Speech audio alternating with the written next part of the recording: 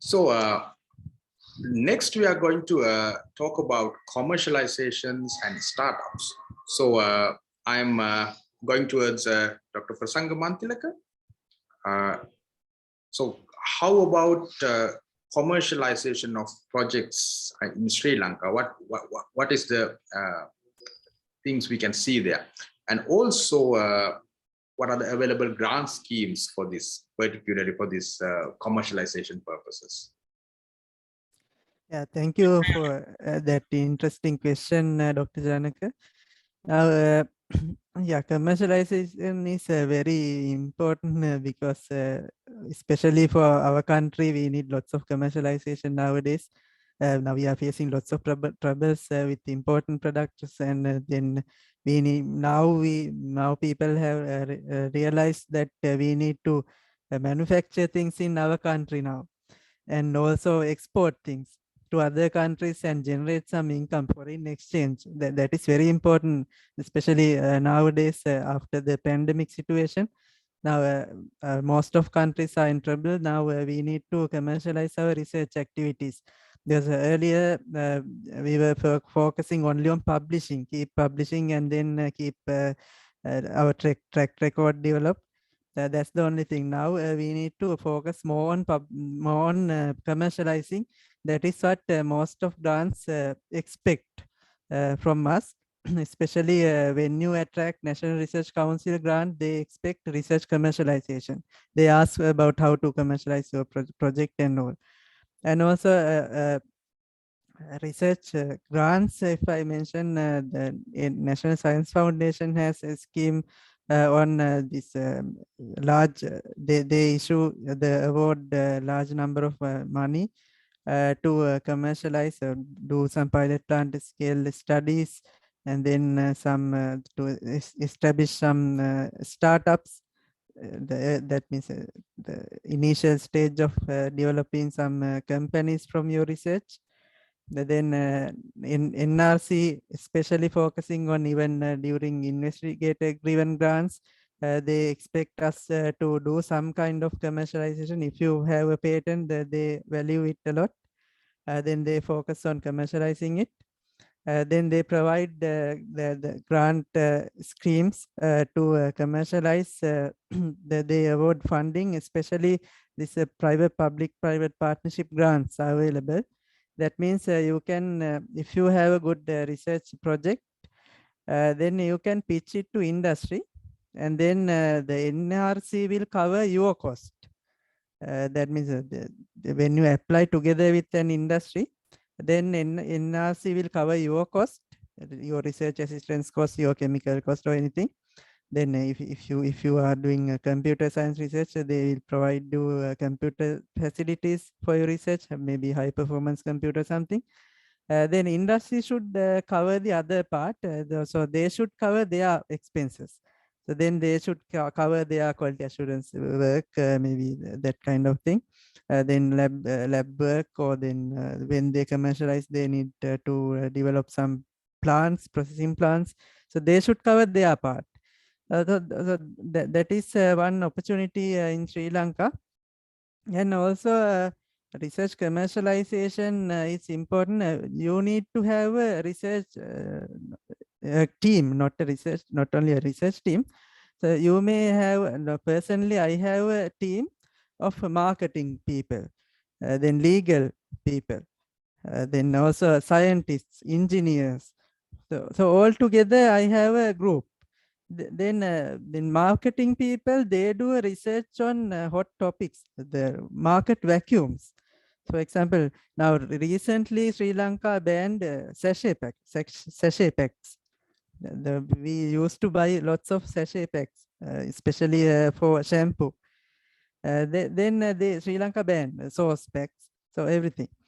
Now we wanted to, now there is a huge vacuum in market. So we need some ideas. For example, now the people started, some companies, leading companies started 50 milliliter little packs, little shampoo bottles. So then you can also invent new things. For example, now you can replace shampoo from another product. maybe you can develop a kind of special soap to apply on your hair.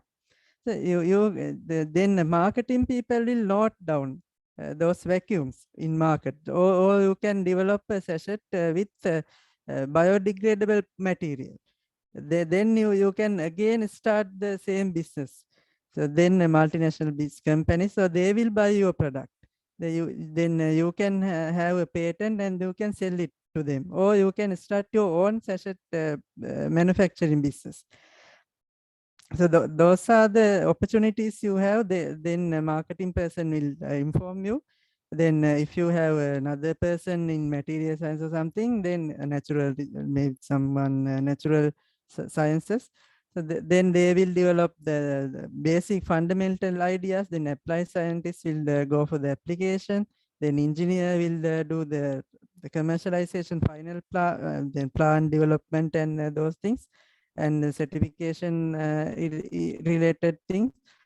Then you can commercialize your product. So that is the one of the important areas now, especially if you can find market vacuum and conduct research activities. You have lots of opportunities to pitch to related industries. Then they will directly fund you. If they are satisfied with your idea, they will fund you.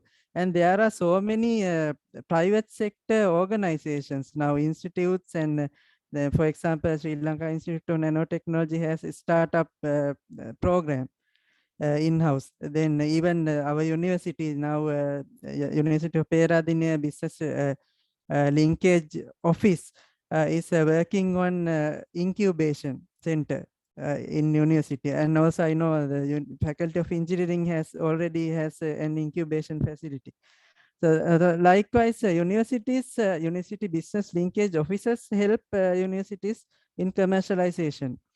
So what you have to do is you can have your ideas patented, then just directly contact the manager of university business linkage office.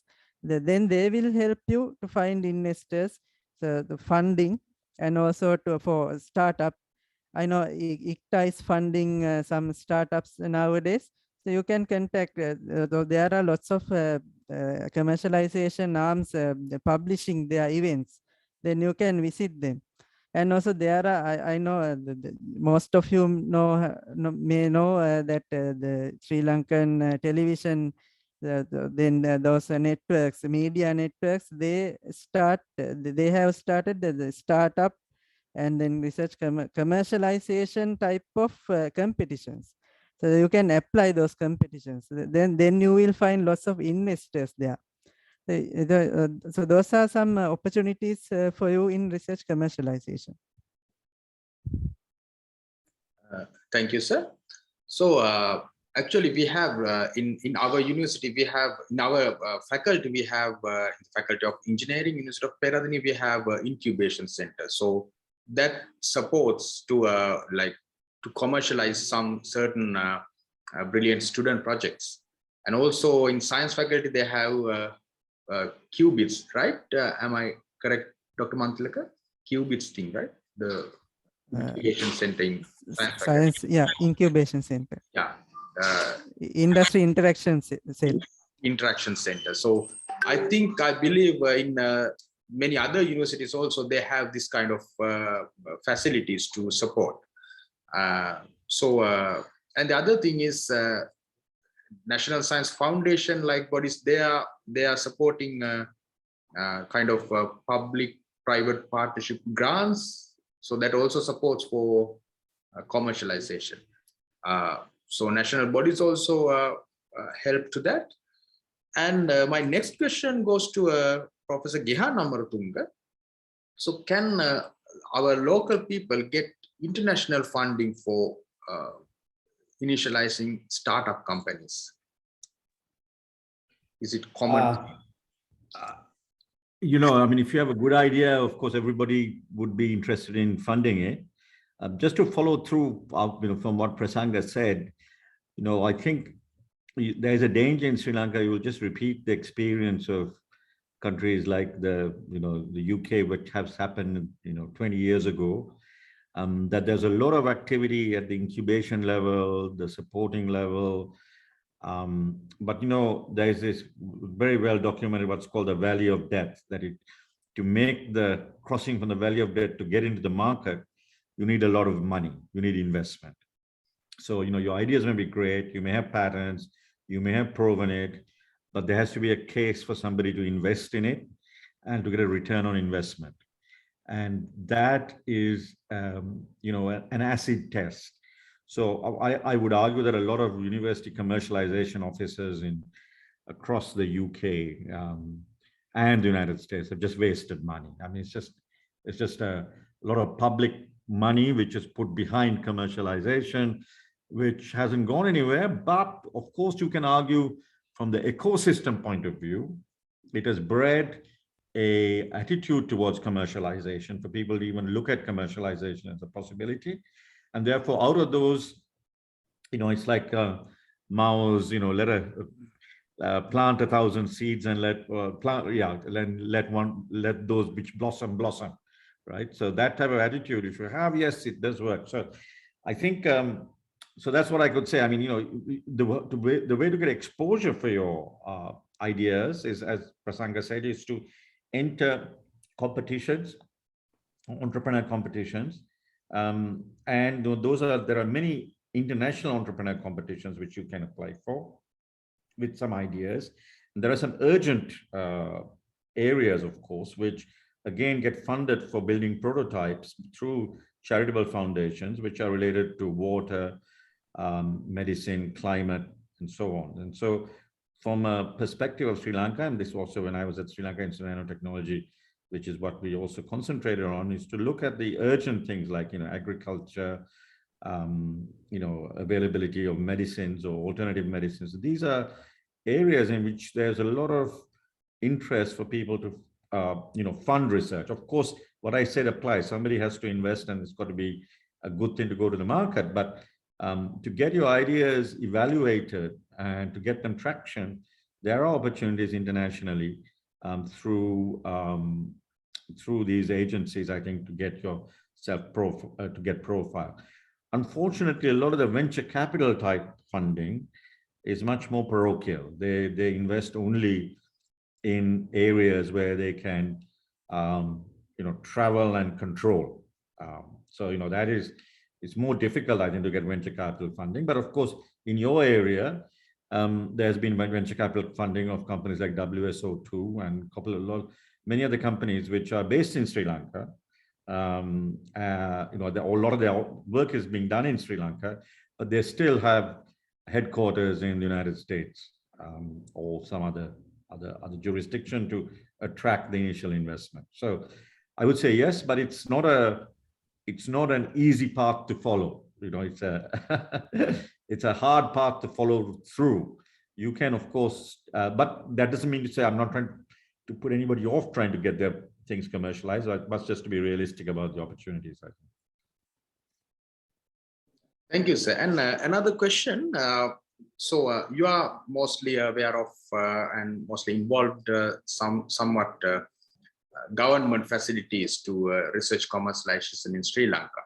So what are the opportunities we can get from, like maybe sometimes ministries or that sort of places to get some work commercialized within Sri Lanka? My experience of government funding for commercialization is, it's very limited. I know it doesn't come through really. I mean, it's not for commercialization really. I mean, it may give you what I would call post PhD, and even our research councils have that, further funding to build a prototype, for example, right? But it's not really investment to go to the market. But in Sri Lanka, I do have experience. I mean, there's, Lanka Venture Angels, and there are a number of other private investment companies, private investors, and also investment funds which operate in Sri Lanka. So I think there is a growing community of tech entrepreneurs who invest, and a number of nascent companies and people who have ideas also in Sri Lanka. And I think your area, CS, where the capital required is not that great to enter the product, right? Even if it is some app, if it's an app, it's not capital intensive. So, you have very good opportunities to follow startup type research, which is not capital intensive in Sri Lanka, and you can bootstrap companies with that as well. It can be friends and family funded as well in the software area. So do you develop an app? The main thing is to keep 2 or 3 people, gainfully employed for a year or so, and maybe you can have a product, and it could take off, right? So there are many apps and other pieces of software which have come from countries like Sri Lanka and Vietnam, for example, which is one of the centers now for gaming. So like that, I think there are opportunities in that in the CS area. So something like gaming, for example, that's an area that really should be exploding, out of Sri Lanka, I think. Whether the government will support it, I think the best way to do it is without government support, is my view.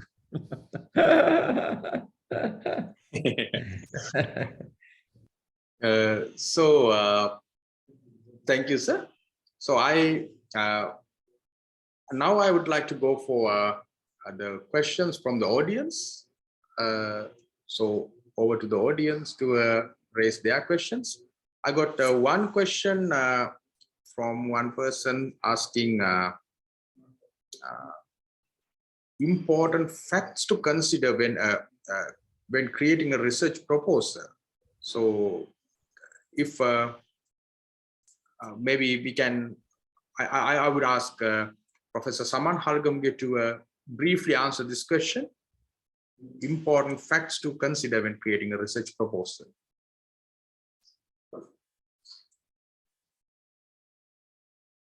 Sir, you are muted. Sorry. In any research proposal, and expectation is that you provide a research question that you try to solve. So, and it has to be clearly mentioned, this is the research question I'm trying to solve. But before that, you provide a background, what leads to that research question. So that is a demonstration of you having research, having done your homework. So, and you have to provide small literature review, and that leads to the research question or multiple research questions that you plan to attempt in your proposal. And that is a sort of basic structure. And then I would be looking at, in your research question, do you have an idea how to solve that? You wouldn't, but do you have a clue which direction you're going to solve this problem, right? So that's the sort of thing I would be looking at in a research proposal. Yeah. Thank you, sir. Any other questions from the audience?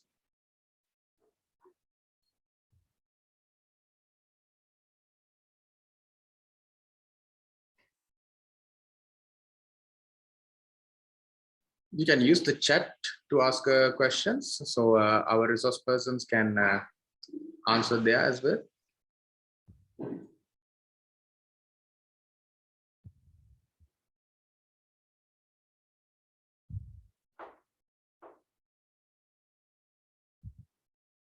I think most of the questions we already have answered them in the chat itself. Yeah. Answered plenty of them, like about 18 questions. So there are about 18, and a lot of questions been answered. So there's one question: do we need to have well thought out plan for research question if we are writing a research proposal? I think yes. Maybe I could add a little bit to that. I mean, I think going on from what Saman said, when you're a research proposal, you've got to have a research question, but remember that it's going to be reviewed, right? So you need to write with the idea that it's going to be reviewed, which is important that you set the tone out, the introduction, the background to your research problem in a way which a fresh graduate or a new research student or somebody with a master's at least can understand the fundamental reason of what you're proposing and why it is important, right? And then the solution you're trying to do, or the route you're trying to explore. And then for grant awarding bodies, there are two things which are important, I think. First of all, I think in Sri Lanka, but also increasingly in the West, the whole idea of the lone scholar going after a problem and working away with one research student or a postdoc is becoming more and more rare. That type of funding is becoming extremely difficult. So you need to have some relevance, and if you can build a research team, not just one person, but 2 or 3 people attacking a problem of relevance, which, what do I mean by relevance? Which is an urgent problem, which you can, which of societal importance. Okay, so I mean, and these problems, there are many, and there are some of them are very difficult and not understood. But you can say, I mean, it can be water purification in my area, I could argue. I mean, there are a lot of people working on it, but the moment then you can see that the public money going after some research area of relevance, and then the return on the investment to the public on investing in this research, if those things are apparent, then the chance of your grant getting funded is much higher, I think. But I'm not arguing against doing pen and pencil research, where you just do the lone scholar work. It is important. That is actually why, at least for academics, that's why we became academics, to be lone scholars. But unfortunately, the opportunities to be lone scholars are becoming less and less. We have, corporate research is important. And so in Sri Lanka, I would say, you should think about collaborating between universities. I mean, I find that in Sri Lanka, you talk about collaborating with universities outside Sri Lanka, but you don't collaborate with universities within Sri Lanka. I mean, so if you're like Moderator and Peradeniya together, you should go after a big problem together to the 2 engineering faculties, right? And I think those are where the opportunities are, in my view. Gehan made a very good point. I have observed exactly the same thing in IITs in India. So as an external visitor, I had to connect one IIT with another IIT to work together at some point because they had the expertise, but they didn't put it together. So I don't want to analyze why, but I think you have to get rid of that barrier. So one other point, people ask about impact factor, right? And these impact factors differ from area to area. So if you have access to Scopus, I don't know how good that is, but there is something that we use in grant applications. It's called field weighted impact factor. I think that's what it's called.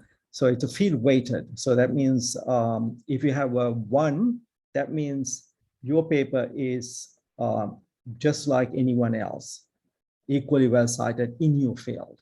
If you have 3, that means you are much better. Your paper is much better cited than your own subfield. So we use that in our grant applications, and that is what they want to see, the field weighted impact factor.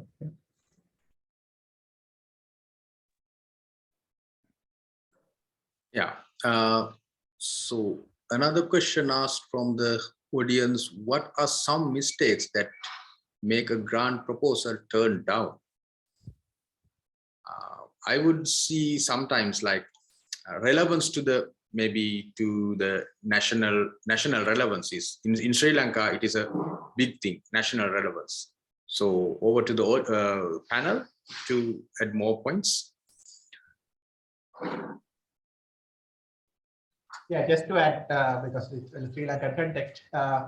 So national relevance, yes, and also but mostly the computer science related research proposals were not very attractive to the funding agencies. The reason being it's looked at isolated in isolation. So like Prasanga was saying at the very beginning, I also re-emphasize on that point. We should look at how computer science can come into multidisciplinary research, where we can find a lot of relevance to the national importance. So if we can bring that aspect in, so if the answer to the question is yeah. So if you do isolated research, and if that was brought up again by the other panelists as well. So more interdisciplinary research, more relevance is what is seen now more, right? Yeah, so that's one of the main aspects. Is. And one thing I see in the Sri Lankan context, we are looking for applied research and national relevance, but at the same time, I think there should be a way to somewhat facilitate some foundational things. But in Sri Lankan context, I feel in the field of computer science, we are lacking that. We don't have much funding for theoretical research on algorithms, that sort of things. But sometimes in natural sciences field, they have, but in computer science, I think that's because of not a lot of people are involved in like this administration of this funding and these things in funding bodies, that sort of thing. But what I feel. Any thoughts? Yeah, maybe I should share my experience in Sri Lanka, and also it's a slight lament actually, because I think, for example, you know, Sri Lankan universities, I don't know whether anybody does any mathematical research anymore. I mean, there's no maths departments. I mean, I don't know what do they do in the maths department. It's like doing A-level plus teaching, I think, is what they do now. Yes. But you know, in times gone by, Sri Lanka had very good mathematicians. You know, used to. You know, had world renown. Now, maybe a lot of the undergraduates who are very good in maths are going to do engineering and computer science. So I think for a science base of a country, it should not be just applied. We should have a strong base in the fundamentals of mathematics, especially, I think, and some of the pure sciences. It doesn't have to be extensive, but it has to be good. And have a strong representation. So is there a pure mathematics department at Peradeniya? I mean, I know in Colombo there is, but I mean, I think you know, in the Western countries, they are still considered very core subjects, core strengths of their research base. So I think you should try to influence whoever you can to support these fundamental research. You know, in computer science, of course, there's a lot of fundamental research you can do on the science part of it, right? You know, it could be cryptology or brain science plus computation. You know, so there are many things you can think about, but I think I would urge you to speak to your funding bodies to at least have a portion of the research, not a majority of it, but you know, to ring fence 10 or 20% of the research for this type of fundamental research. And also another thing I have seen, countries like India, they are kind of funding their early career researchers who completed PhDs, and not the PhDs, but postdocs in foreign countries and top tier places to come back to India and continue their research for 5 years. That's kind of a contract kind of thing. And then they will give the opportunity to them to settle down in Indian university, IIT or something like that. So I feel that is a very good good way of attracting people, the best people who went out from the country to back to the country.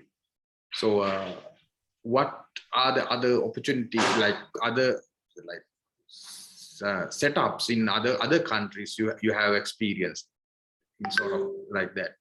Well, I think the Indians are just following what the Chinese have done for 10 years now with their schemes to bring back their graduates.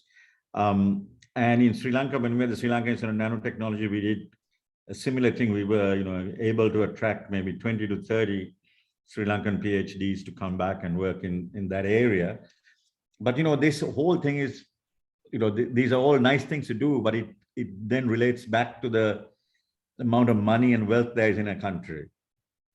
You know, you have to have these schemes, you've got to have enough funding for research and more on top of that to attract people back. And I regret that in the Sri Lankan context, I think the wherewithal for these types of programs are just not there, I think, at the moment. But if it is possible, of course, it should be done. Okay, so I would thank for the panel, and I'm giving the control to the main control room. Over to you, Trividya.